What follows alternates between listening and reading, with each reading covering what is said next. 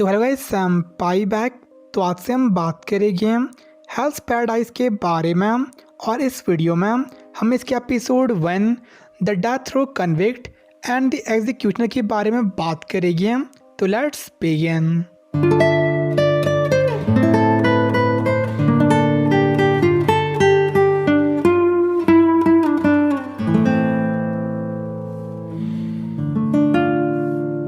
तो ये anime set है जापान के एडो पीरियड में और इस एपिसोड की शुरू में हम देखते हैं हमारी मेन कैरेक्टर गाबी मारू को,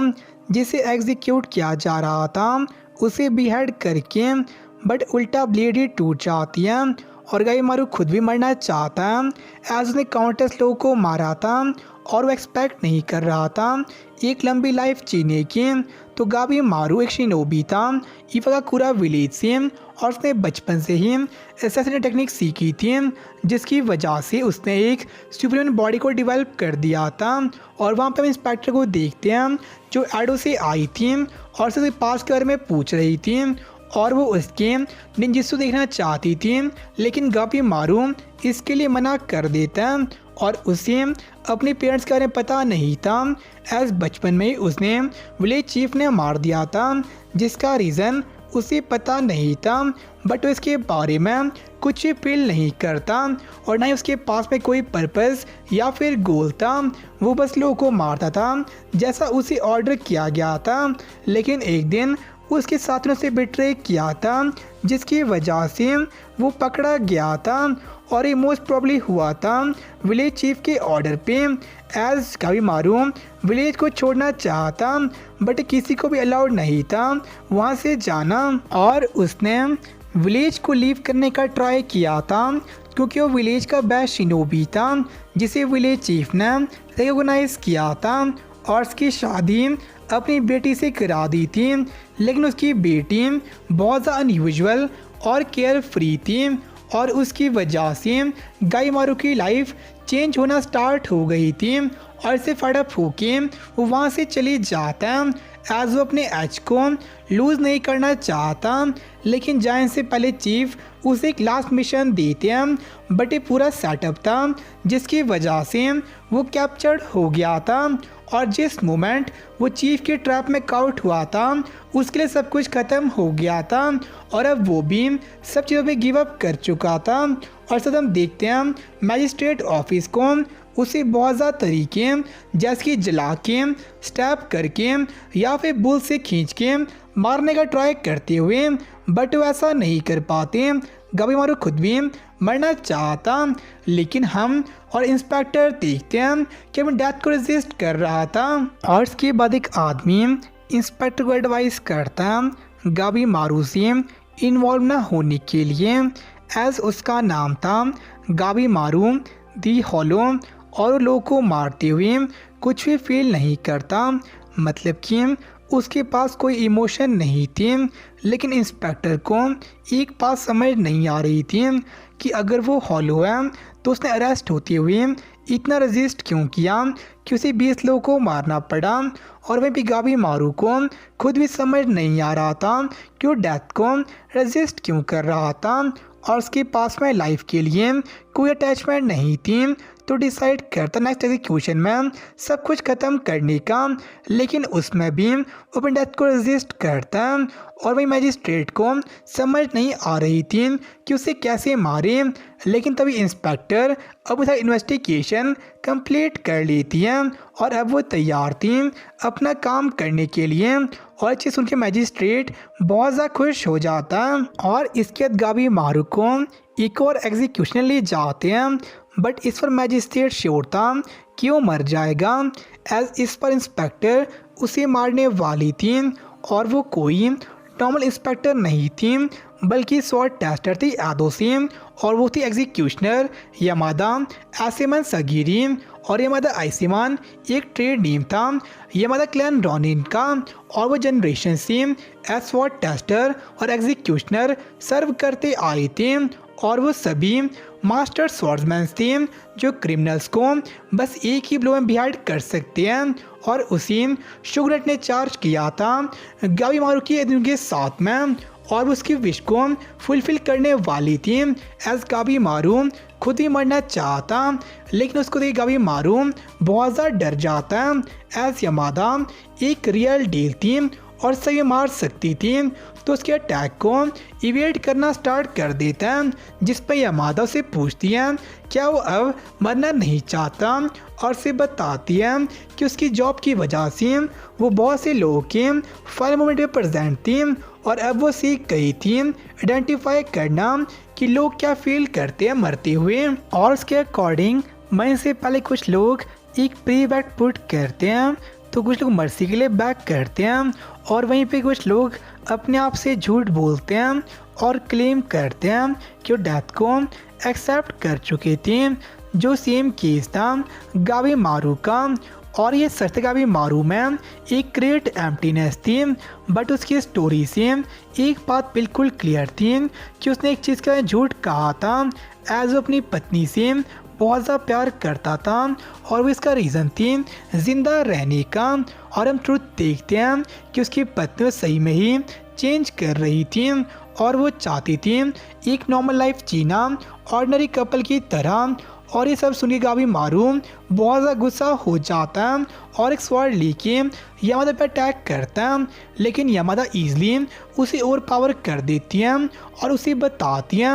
कि जो उसकी फीलिंग थी उसकी पत्नी के लिए, उसकी वजह से ही अपनी डेथ को रेजिस्ट कर रहा था। लेकिन गाबी मारू अभी भी ये मानने को तैयार नहीं था, क्योंकि उसका वर्ल्ड कम्प्लीटली डिफरेंट था और वो एक हॉलो मैन था। लेकिन उसकी पत्नी के लिए वो बिल्कुल भी हॉलो नहीं था, बल्कि बहुत ज़्यादा काइंड था, एज वही ऐसा पर्सन था जिसने उसके फेस को देख के भी रिपल्स नहीं किया था, क्योंकि उसके फेस पे बर्न मार्क्स थे।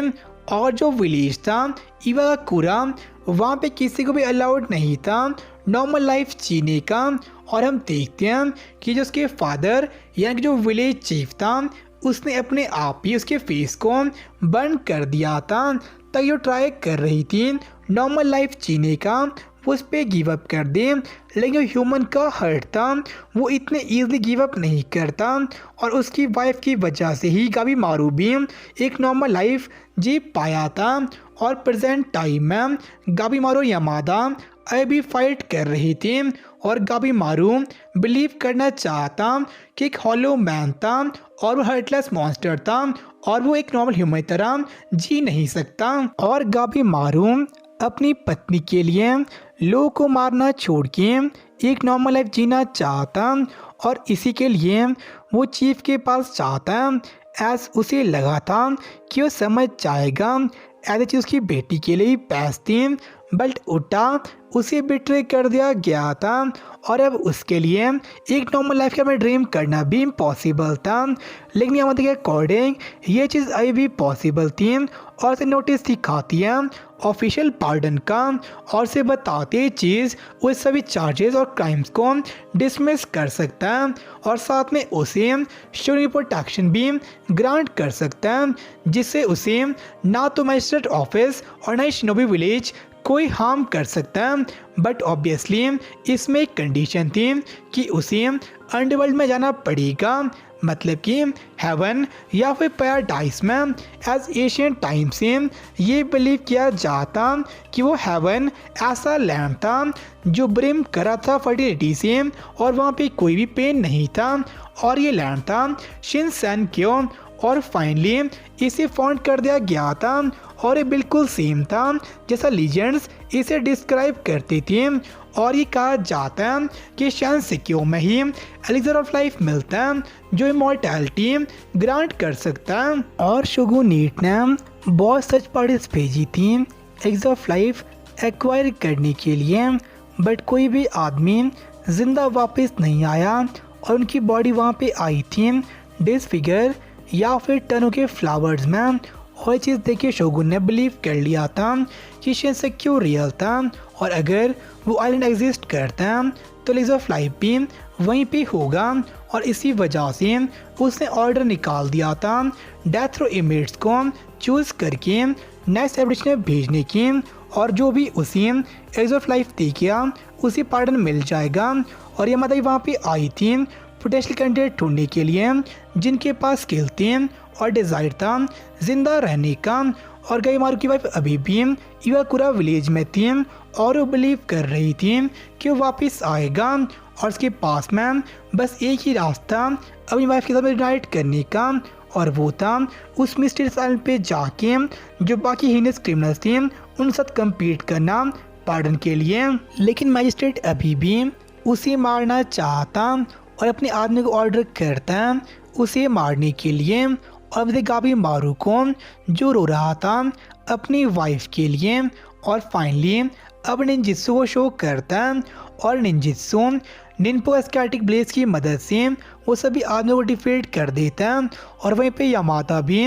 मैजिस्ट्रेट को रिस्टेन कर देती है। और अब गाबीमारू तैयार था एग्ज ऑफ लाइफ को फाइंड करने के लिए, लेकिन इससे पहले उन्हें एडो जाना पड़ेगा, जिससे गाबीमारू एग्री कर लेता है। एडो कुछ भी करने के लिए तैयार था और से कोई फर्क नहीं पड़ता उसे क्रिमिनल या फिर आइलैंड को फेस करना पड़े, वो वहाँ से वापस आएगा अपनी वाइफ के लिए। और यहीं पे एपिसोड एंड हो जाता है। तो हेल्स पैराडाइज AKA जियो कुरा का पहला एपिसोड बहुत ज़्यादा सही था, और इसमें हम 2 टर्म देखते हैं, शोगुन और शोगुनेट। तो बेसिकली शोगुन है मिलिट्री डिक्टेटर और शोगुनेट सिस्टम है जिससे गवर्नमेंट चलती है। और साथ में हम देखते हैं विलेज इवाकुरा को, जिसका चीफ अपने मेन कैरेक्टर गाबीमारू के पेरेंट्स को मार देता है, जिसका रीज़न हमें तक पता नहीं चला। बट साथ में ही वो अपनी बेटी को बर्न मार्क्स दे देता है ताकि वो एक नॉर्मल लाइफ के सपने को छोड़ दें। और मैं तुम्हारे मेन कैरेक्टर गाबीमारू को जो कोई इमोशन फील नहीं करता, लेकिन हम देखते हैं कि अब ये माता वहाँ पे आती है उसे मारने के लिए, वो बहुत ज़्यादा डर जाता है। और वो डरता इसलिए एडो मरना नहीं चाहता, एडो अपनी पत्नी के साथ में नॉर्मल लाइफ चाहता है। तो इसे एक बात सिंपल थी, वो अपनी पत्नी से बहुत ज़्यादा प्यार करता है। तो देखते हैं कि अपनी पत्नी के लिए वापस आ पाएगा या फिर नहीं। तो मिलते हैं आपसे नेक्स्ट एपिसोड में, तब के लिए बाय सनारा। फील करो खुद को, उड़ने लगा मैं आसमान में।